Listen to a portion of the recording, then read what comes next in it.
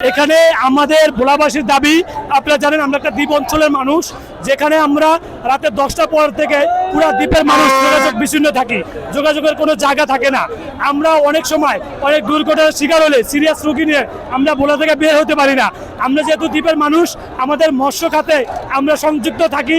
আমাদের ভোলার 80% মানুষ হতদরিদ্র গরিব মানুষ। আমরা ঢাকা থেকে ভোলা টু ঢাকা যখন রাত 10টা হয়ে যায়, তখন আমাদের যোগাযোগ একদম পুরোপুরি বিচ্ছিন্ন হয়ে যায়। তখন আমাদের কোনো মানে ঢাকা আসার মতো একটা অসুস্থ রোগী নিয়ে কোনো ইয়া থাকে না, গাড়ি থাকে না এবং কোনো লঞ্চ থাকে না। তখন আমাদের একমাত্র ভরসা স্ক্রিন বোর্ড।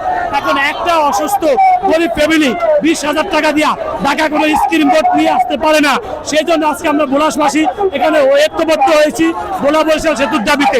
এই সেতুটা হলে আমাদের দ্বীপ অঞ্চলের মানুষের জীবনমান অনেক সুন্দর হবে, অনেক এগিয়ে যাবে এবং ভোলাটা অর্থনৈতিকভাবে অনেক স্বাবলম্বী হবে।